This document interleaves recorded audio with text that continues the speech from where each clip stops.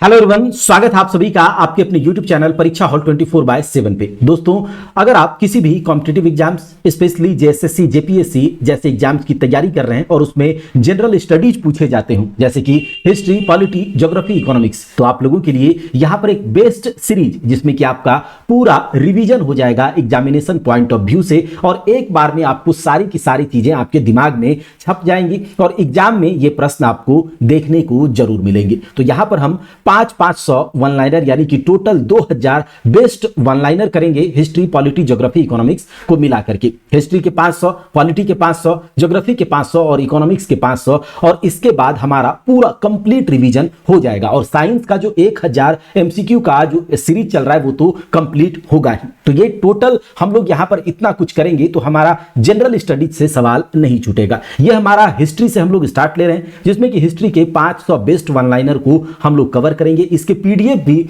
आप डाउनलोड कर सकते हैं परीक्षा हॉल 24/7 के एप्लीकेशन से। अगर आपको ये सीरीज बेस्ट लगेगा, अगर आपको लगे कि ये सीरीज से हमारा फायदा होने वाला है, हमारा रिवीजन हो जाएगा, तो आप लोग ज्यादा से ज्यादा कमेंट कीजिएगा। हम इस सीरीज को कंप्लीट करेंगे और 1000 बेस्ट साइंस का जो एमसीक्यू है उसे भी हम लोग आपके लिए कंप्लीट करेंगे। तो चलिए आज के सीरीज की शुरुआत करते हैं 500 वन लाइनर हिस्ट्री के पार्ट 1 से। दोस्तों चलिए ध्यान से सुनिएगा, आप लोगों को सब कुछ याद होगा, पीडीएफ आप लोग डाउनलोड कर लीजिएगा।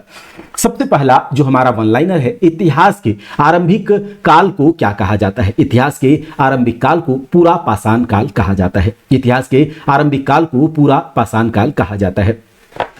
किस काल में पत्थर के औजार सबसे पहले पाए गए थे? तो पत्थर यानी कि पाषाण। तो किस काल में पत्थर के औजार सबसे पहले पाए गए होंगे? तो पूरा पाषाण काल में। तो आपको पता होगा पूरा पाषाण काल, मध्य पाषाण काल, नव पाषाण काल। तो सबसे पहले जो पाषाण काल की शुरुआत होती है ये हमारा पूरा पाषाण काल है और उसी में पत्थर के औजार सबसे पहले पाए गए थे। कौन सी सभ्यता अपने नगर नियोजन के लिए प्रसिद्ध है? तो सिंधु घाटी सभ्यता अपने नगर नियोजन के लिए प्रसिद्ध है क्योंकि सिंधु घाटी सभ्यता यानी कि हड़प्पन सिविलाइजेशन नगरीय सभ्यता थी। ठीक है, आपको पता होगा। सिंधु घाटी सभ्यता का कौन सा स्थान सिंधु नदी के किनारे स्थित था? तो सिंधु घाटी सभ्यता का मोहनजोदड़ो नदी जो है सिंधु नदी के किनारे, उसके बाद चनहुदड़ो भी सिंधु नदी के किनारे था, लेकिन हड़प्पा जो है वो रावी नदी के किनारे स्थित था। याद रखिएगा मोहनजोदड़ो का स्थानीय नाम क्या था? मृतकों का टीला। याद रखिएगा मोहनजोदड़ो का स्थानीय नाम मृतकों का टीला था। विशाल स्नानागार कहाँ मिला था? इसका सही जवाब है मोहनजोदड़ो में। विशाल स्नानागार मोहनजोदड़ो में मिला था। माता की पूजा संबंधित थी, तो मातृ पूजा से संबंधित जो सभ्यता है वो सिंधु घाटी सभ्यता है, आपको याद होगा।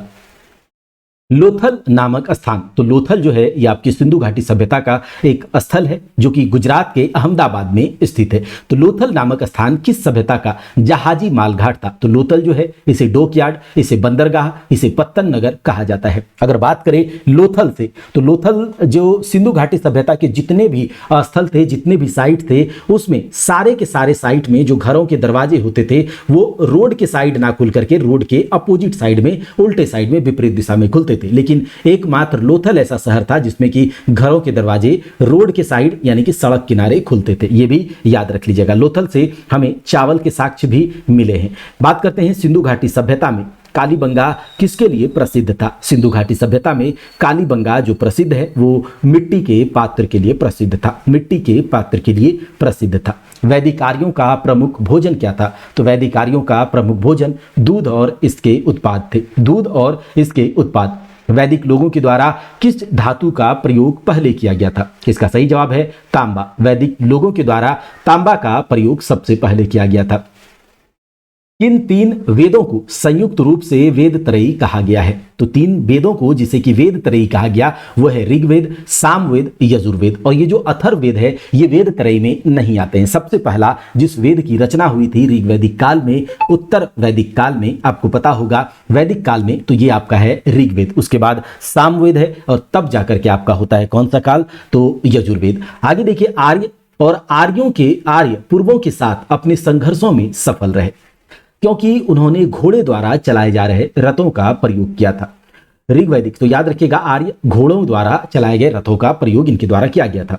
ऋग्वैदिक आर्य पशुचारी लोग थे, यह इस तथ्य से पुष्ट होता है। ऋग्वैदिक आर्य जो थे पशुचारी लोग थे क्योंकि ऋग्वेद में गाय के अनेक संदर्भ हैं। हमने देखा है कि वैदिक काल में गाय को अघन्या कहा गया है, यानी कि वध न कर जाने योग्य, यानी कि हर एक चीज में गौ से संबंधित चीजों की यहां पर व्याख्या होती है। गाय के अनेक संदर्भ हैं। गाय को पूज्य माना जाता था, श्रेष्ठ माना जाता था, और गाय के लिए ही सारी की सारी युद्ध हुए हैं, तो आपको पता होगा वहां पर। और गाय जिसके पास जितना वो उतना धनी होता था। अधिकांश युद्ध गायों के लिए लड़े गए थे। पुरोहितों को दिया जाने वाला उपहार गाय होती थी, न कि जमीन। याद रखिएगा। आर्यन जनजातियों की प्राचीनतम बस्ती कहां है? सप्त सिंधु प्रदेश में। आर्यन जनजातियों की प्राचीनतम बस्ती सप्त सिंधु प्रदेश में है। राज्याभिषेक समारोह का विवरण किसमें किया गया है? तो राज्याभिषेक समारोह का जो विवरण किया गया है ऐत्रेय ब्राह्मण में किया गया है। देखिए ये जो सीरीज है इसमें जितने भी वन लाइनर है एक बार आप लोग जरूर एग्जाम से पहले देख करके जाइएगा। जो 2000 वन लाइनर हम आप लोगों को कराएंगे एक बार एग्जाम से पहले इस पीडीएफ से देख करके जाइएगा, और जो वीडियो होगा उसको देख लीजिएगा 1 से 2 बार। तो आपको ये जो वन लाइनर है यहां से बहुत सारे इंपॉर्टेंट वन लाइनर हैं, ऐसे ही क्वेश्चंस आपको एग्जाम में देखने को मिलेंगे। प्रसिद्ध गायत्री मंत्र कहां से लिया गया है? तो प्रसिद्ध गायत्री मंत्र ऋग्वेद के 3रे मंडल से लिया गया था, यह बात हमें पता है। किस विदुषी, तो विद्वान होता है मेल और विदुषी यानी कि फीमेल, तो किस विदुषी ने वाद विवाद में अजय याज्ञवल्क्य को चुनौती दी थी? तो आपको पता होगा गार्गी याज्ञवल्क्य संवाद। ठीक है, गार्गी याज्ञवल्क्य संवाद आप कमेंट बॉक्स में बताइएगा। गार्गी याज्ञवल्क्य संवाद किस उपनिषद में इसका जिक्र है? तो किस विदुषी ने वाद विवाद में अजय याज्ञवल्क्य को चुनौती दी थी? तो इसका सही जवाब है गार्गी।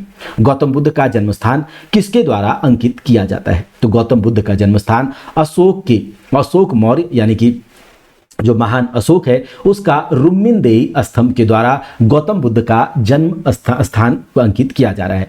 प्रथम बौद्ध परिषद कहाँ आयोजित की गई? तो प्रथम बौद्ध परिषद आयोजित करी गई थी राजगृह में। याद रखिएगा, प्रथम बौद्ध परिषद राजगृह में आयोजित करी गई थी। और अगर इसका टाइमिंग पूछा जाएगा कि प्रथम बौद्ध परिषद कब आयोजित करी गई थी, तो आप बताइएगा 483 ईसा पूर्व में। कब? 483 बीसी में। अच्छा, इसकी अध्यक्षता किसने करी थी? तो आपको पता होगा कि पहला जो बौद्ध संगति हुआ था 483 ईसा पूर्व में जो हुआ था वो अजात शत्रु के शासनकाल में हुआ था। ठीक है, अजात शत्रु के शासनकाल में, लेकिन इसकी अध्यक्षता महाकश्यप ने करी थी। याद रखिएगा, महाकश्यप। तो राजगृह में पहला बौद्ध संगति होता है और 483 ईसा पूर्व में होता है अजात शत्रु इसके शासनकाल में, और अध्यक्षता किसने करी? महाकश्यप ने। उसके बाद द्वितीय बौद्ध संगति 383 ईसा पूर्व में 100 साल बाद वैशाली में होता है। उसके बाद तृतीय बौद्ध संगति पाटलिपुत्र में, और चौथी बौद्ध संगति जो है कुंडल वन में होता है जिसके कनिष्क के शासनकाल में। अगला सवाल, अगला जो देखिए वन लाइनर है, बुद्ध का अर्थ होता है ज्ञान की प्राप्ति। ठीक है, बौद्ध धर्म ने समाज के 2 वर्गों को अपने साथ जोड़कर एक महत्वपूर्ण प्रभाव छोड़ा। ये वर्ग थे स्त्रियां एवं शूद्र। बौद्ध धर्म ने समाज के 2 वर्ग स्त्रियों तथा शूद्र को अपने साथ जोड़ करके एक महत्वपूर्ण प्रभाव छोड़ा। बौद्ध धर्म किन मतों पर विश्वास करता है? बौद्ध धर्म दुनिया दुखों से भरी है, यदि इच्छाओं पर काबू पा लिया जाए तो निर्वाण मिल जाएगा। लोगों को दुख उनकी इच्छाओं के कारण ही होते हैं, यही मतों पर विश्वास करता है बौद्ध धर्म। दुनिया दुखों से भरी है, यदि इच्छाओं पर काबू पा लिया जाए तो निर्वाण मिल जाएगा। लोगों को दुख उनकी इच्छाओं के कारण होते हैं। प्रारंभिक बौद्ध धर्म ग्रंथों की रचना किसमें की गई थी? तो याद रखिएगा, प्रारंभिक बौद्ध धर्म ग्रंथों की रचना जो है वो पाली पाठ में करी गई थी, पाली भाषा में। भारत में सबसे बाद में उत्पन्न होने वाला बौद्ध धर्म का जो ग्रंथ है वो कौन सा था? तो याद रखिएगा, वाम सात पाक्सिनी। ठीक है, बुद्ध को प्रबोध यानी कि ज्ञान की प्राप्ति कहां पर होती है? तो बुद्ध को ज्ञान की प्राप्ति होती है, याद रखिएगा, बोध गया में। और बुद्ध को ज्ञान की प्राप्ति का जो सिंबल है वो है बोधि वृक्ष। याद रखिएगा इस बात को भी। तो ज्ञान की प्राप्ति कहां होती है? बोध गया में, और जो सिंबल है वो है आपका बोधि वृक्ष। याद रहेगा। चलिए, इच्छा सब कष्टों का कारण है, इसका प्रचार करने वाला धर्म कौन सा है? तो इसका प्रचार करने वाला बौद्ध धर्म जो है वो बौद्ध धर्म है। इच्छा सब कष्टों का कारण है, इसका प्रचार करने वाला धर्म बौद्ध धर्म है। महावीर कौन थे? तो महावीर बौद्ध धर्म के 24वें, महावीर जैन धर्म के 24वें तीर्थंकर थे। इसके पहले 23 तीर्थंकर आए थे, आपको पता होगा। तो ये 24वें तीर्थंकर थे महावीर। जैन धर्म का पहला तीर्थंकर किन्हें माना जाता है? तो ऋषभ देव को। याद रखिएगा, जैन धर्म का पहला तीर्थंकर ऋषभ देव को माना जाता है। जैन साहित्य को अंग कहा जाता है, अंग या आगम। याद रखिएगा। अगला देखिए क्या है, दक्षिण भारत में प्रसिद्ध जैन केंद्र स्थित है, कहां पर? तो श्रवण बेलगोला में है। दक्षिण भारत में जो प्रसिद्ध जैन केंद्र है वो आपका श्रवण बेलगोला में। अब आपको यह भी पता होगा श्रवण बेलगोला के बारे में कि श्रवण बेलगोला में ही आपके मौर्य साम्राज्य के किस शासक ने जाकर के अपने प्राण त्याग दिए थे संलेखना विधि से। ठीक है, आप बताइएगा। भारत में सबसे पुराना लोहा युग जुड़ा हुआ है, तो याद रखिएगा चित्रित मृधुरसर मृद भांडों के साथ। ठीक है, मगध के उत्थान के लिए कौन सा प्रथम शासक उत्तरदायी था?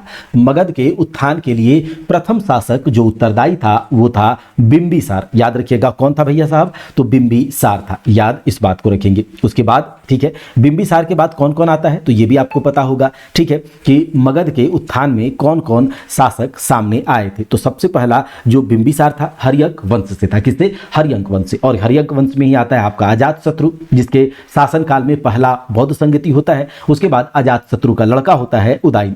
उसके बाद मगध साम्राज्य में आता है शिशुनाग वंश, जिसमें कि शिशुनाग और कालाशोक महत्वपूर्ण शासक थे। और लास्ट में आता है नंद वंश, जिसमें कि महापद्मानंद और घनानंद का नाम आप लोग जानते होंगे। और नंद वंश के साम्राज्य का जब पतन होता है, विनाश होता है, तब उसके बाद मगध पर मौर्य साम्राज्य का स्थापना होता है।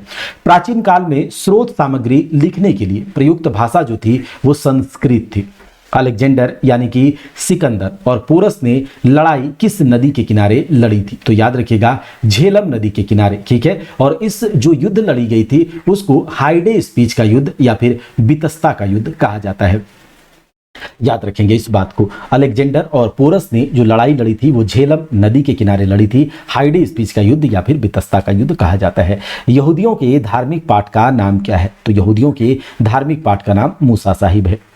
महाभाष्य लिखा था पतंजलि ने, और पतंजलि योग दर्शन के भी प्रतिपादक हैं। याद रखिएगा, पतंजलि योग दर्शन के भी प्रतिपादक हैं। महाभाष्य इनके द्वारा ही लिखा गया था। और अष्टाध्यायी जो है इसके द्वारा क्या लिखा गया था बताइएगा। यूनानियों को भारत से बाहर किसने निकाला था? यूनानियों को भारत से बाहर चंद्रगुप्त मौर्य। आपको पता होगा सेल्यूकस निकेटर के बारे में। सेल्यूकस निकेटर और चंद्रगुप्त मौर्य के बीच जो युद्ध है उसके बारे में आप जानते होंगे। ठीक है, तो ये बात है कि यूनानियों को भारत से बाहर चंद्रगुप्त मौर्य ने निकाला। चंद्रगुप्त मौर्य का पुत्र था बिंदुसार। चंद्रगुप्त मौर्य का पुत्र बिंदुसार था। इस बात को याद रखिएगा। कौन था भाई साहब? बिंदुसार। और बिंदुसार के बाद आते हैं आपके अशोक। तो चंद्रगुप्त मौर्य, बिंदुसार, उसके बाद अशोक है। और अशोक के बाद चूंकि अशोक ने धम्म जो है ये अपना लिया था, जिसके बाद उसने युद्ध नीति छोड़ दी थी। और युद्ध नीति के बाद जो है अशोक के साम्राज्य का यानी कि मौर्य साम्राज्य का जो है पतन शुरू हो गया था। और उसके बाद जो राजा आए अशोक के बाद वो सब उतने शक्तिशाली नहीं हुए। और फिर बाद में चंद्रगुप्त मौर्य जो मौर्य साम्राज्य का है पतन हो गया था। फिर शुंग वंश की स्थापना होती है। ठीक है, शुंग वंश का स्थापना जो होता है चंद्रगुप्त मौर्य या फिर मौर्य साम्राज्य का जो अंतिम शासक था वृहद्रथ। ठीक है, मौर्य साम्राज्य का अंतिम शासक था वृहद्रथ। वृहद्रथ की हत्या करने के बाद चंद्रगुप्त मौर्य या फिर मौर्य साम्राज्य का अंतिम शासक कौन है? वृहद्रथ है। और वृहद्रथ की हत्या जो है किसके द्वारा कर दी गई थी? तो पुष्यमित्र शुंग के द्वारा। और उसके बाद शुंग वंश की स्थापना यहां पर होती है। चंद्रगुप्त मौर्य के बारे में हमने देख लिया। बिंदुसार के समय अशांति फैली थी तक्षशिला में। याद रखिएगा, बिंदुसार के समय अशांति फैली थी तक्षशिला में, जहां पर अशोक को भेजा गया था और अशोक ने उसे शांत किया था। अशोक की प्रशासनिक नीति में भारी परिवर्तन किस घटना से आया? देखिए, अशोक की प्रशासनिक नीति में भारी परिवर्तन जो है वो कलिंग के युद्ध से आता है। आपको पता होगा कलिंग के युद्ध के बाद अशोक ने भेरी घोष छोड़ दिया था, यानी कि युद्ध नीति छोड़ दी और उसके बाद धम्म घोष को अपना लिया था, बौद्ध धर्म को अपना लिया था। और कलिंग के युद्ध, याद रखिएगा, कलिंग के युद्ध का जो जिक्र है अशोक के 13वें शिलालेख, ये पूछा जाता है, अशोक के 13वें शिलालेख में देखने को मिलता है। उसमें लिखा गया था कि अशोक का जो राज्याभिषेक होता है, अशोक के राज्याभिषेक के 8 साल बाद, यानी कि अशोक का राज्याभिषेक 269 बीसी में होता है, 269 बीसी ईसा पूर्व में। और इसके 8 साल बाद यानी कि 261 ईसा पूर्व में कलिंग का युद्ध होता है। ठीक है, और कलिंग पर इसने विजय भी प्राप्त करी थी, लेकिन वहां पर जो भीषण रक्तपात हुआ था उसके बाद अशोक ने जो है धम्म युद्ध की नीति को छोड़ करके धम्म नीति को अपना लिया था। देवानाम प्रिय के नाम से कौन विख्यात है? तो यह है अशोक। कलिंग युद्ध के बाद किसने महाराज अशोक के रूपांतरण को दर्ज किया था? तो याद रखिएगा रॉक एडिक्ट। ठीक है, चंद्रगुप्त मौर्य के दरबार में भेजा गया यूनानी राजदूत था। चंद्रगुप्त मौर्य के दरबार में आया था मेगास्थनीज, जिसने एक बुक लिखी थी इंडिका। ठीक है, इंडिका लिखी थी, याद रखिएगा। तो इंडिका किसने लिखी? मेगास्थनीज ने लिखी। चंद्रगुप्त मौर्य का प्रसिद्ध गुरु चाणक्य किस विद्या केंद्र से संबंधित था? तो चाणक्य जो है तक्षशिला विद्या केंद्र से ही संबंधित था। अर्थशास्त्र के लेखक किसके समकालीन थे? तो अर्थशास्त्र जो लिखा गया है ये किनके द्वारा लिखा गया है? तो चाणक्य के द्वारा। चाणक्य यानी कि विष्णुगुप्त यानी कि कौटिल्य। अब चाणक्य जी ने जो ये अर्थशास्त्र लिखा है ये कोई इकोनॉमिक्स से संबंधित बुक नहीं है, बल्कि राजनीति से संबंधित बुक है, किताब है। अर्थशास्त्र के लेखक चंद्रगुप्त मौर्य के समकालीन थे। अशोक के शिलालेख किस लिपि में खुदे हुए हैं? तो मैक्सिमम ब्राह्मी लिपि में। किस प्रसिद्ध शासक को शिलालेखों का जनक कहा जाता है? तो शिलालेखों का जनक अशोक को कहा जाता है।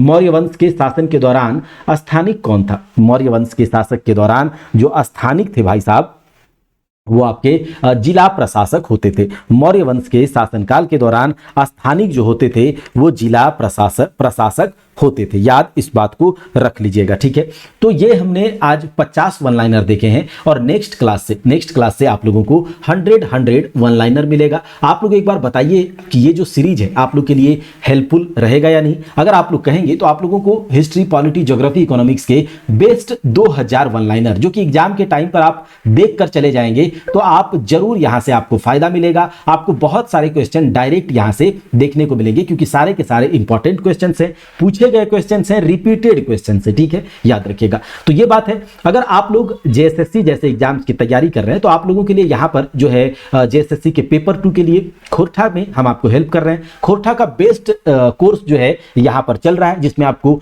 लाइव रिकॉर्डेड क्लास मिल रहा है और उसके बाद ज्यादातर रिकॉर्डेड क्लास ही मिलेगा, चैप्टर वाइज नोट्स मिलेगा, एमसीक्यू मिलेगा, साथ ही साथ यहां पर गद्य भाग, पद्य भाग और व्याकरण सब कुछ कंप्लीट किया जाएगा। इस बार अगर बात करें खोरठा में ज्यादातर रिजल्ट उसी का बनेगा जिसका व्याकरण अच्छा है, यानी कि व्याकरण को बढ़ा दिया गया है और जो गद्य भाग है, पद्य भाग है, सबका यहां पर पूरे डिटेल में आपको समझाया जाएगा। और यकीन मानिए कि हमें पीएचडी नहीं करना, हमें इतना करना है कि हमारा 90+ हम लेकर आ पाए। तो ये इसके लिए हम लोग काम कर रहे हैं और गारंटीड जो हम जैसा कहेंगे वैसा आप करते हैं तो 90+ लेकर आएंगे। अगर बात करें पेपर 3 की तो पेपर 3 में 150 क्वेश्चंस हैं और 150 क्वेश्चंस के लिए 2 घंटे का समय है। और जिस स्ट्रेटेजी के साथ, जिस प्रॉपर स्ट्रेटेजी के साथ हम लोग पेपर 3 में काम कर रहे हैं, हमारे साथ जुड़े हुए बहुत सारे एस्पायरेंट जो लगातार अपने आप में इंप्रूवमेंट फील कर रहे हैं, लगातार समय बीत रहा है, तो आप लोगों को भटकना नहीं है, जो है राइट डिसीजन लेना है, क्योंकि ऑफिसर का सबसे बड़ा गुण ये होता है कि वो राइट डिसीजन लेते हैं। ठीक है,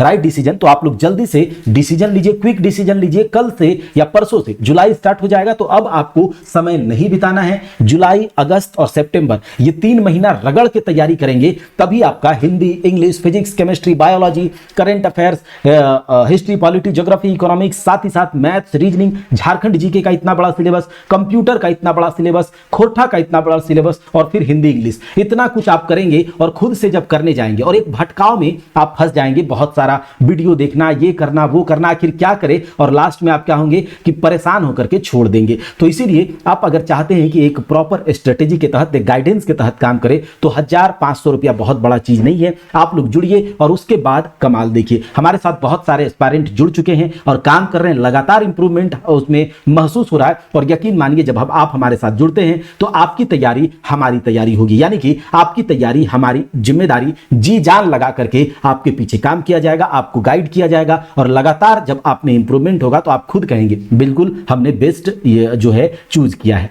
बात करते हैं कि अगर आपको स्पेशली झारखंड जीके भी पढ़ना है तो झारखंड जीके के लिए भी कोर्स अपडेट किया गया है। इसके लिए आपको क्या करना होगा, परीक्षा हॉल्ट के एप्लीकेशन को डाउनलोड करना होगा और उसके बाद ये जो परीक्षा हॉल्ट के एप्लीकेशन को डाउनलोड करके वहां पर कोर्स अपडेट किया गया है, आप उसमें जा करके कोर्सेज में एनरोल हो सकते हैं। क्लासेस चल रही हैं, बेस्ट क्लासेस चल रही हैं दोस्त। अगर बात करें कि अगर खाली खोरठा का भी हमने बुक देखा तो केवल 700-800 का केवल बुक ही तो 700-800 का केवल एक बुक मिल रहा है खोरठा का, जिसमें कि कुछ भी नहीं किया गया है, बस कंपाइल कर दिया गया है चीजों को। तो एक बुक आपको मिल रहा है और यहां पर आप लोगों को पूरा डिटेल्ड में एमसीक्यू नोट्स पढ़ाया जा रहा है, समझाया जा रहा है, कैसे टैकल किया जाए ये बताया जा रहा है। कम से 40 से 45 दिन में पूरा कवर करा देंगे, 40 से 45-50 दिनों में, और उसमें एमसीक्यू भी कराएंगे और साथ ही साथ कुछ प्रैक्टिस सेट भी आपको जो मार्केट में आएगा उसको भी हम प्रोवाइड करा के और उसको भी आपको दिखा देंगे कि हाँ हमसे क्वेश्चंस बन रहे हैं या फिर नहीं। तो ये सब कुछ मात्र बहुत कम गुरु दक्षिणा के साथ कराया जा रहा है। अगर आप झारखंड जीके का स्पेशली अभी बुक लेने जाए तो 400-450 रुपया एक बुक का दाम आएगा और हम आपको कहीं से कोई बुक नहीं खरीदना, ना ही कोई एमसीक्यू खरीदना, सब कुछ आपको प्रोवाइड कराया जाएगा। बुक पीडीएफ प्रोवाइड करा जाएगा, बेस्ट लेवल का पीडीएफ होगा, एक सोर्स को नहीं बल्कि 4-5 सोर्स को कंसीडर करके पीडीएफ बनाया गया है और उसको अच्छे से समझाया गया है। तो ये सब कुछ आप लोगों को मात्र इतने कम गुरु दक्षिणा के साथ मिल रहा है, जिसमें केवल आपको एक बुक मिलेगा। तो आप इसके साथ जुड़िए। अगर किसी भी तरह की जानकारी चाहिए तो ये नंबर पर कॉल कर लीजिएगा या फिर एप्लीकेशन को डाउनलोड करके कोर्स में एनरोल हो जाइए और पढ़ाई में लग जाइए। चलिए मिलते हैं अगले क्लास में, तब तक के लिए जय हिंद।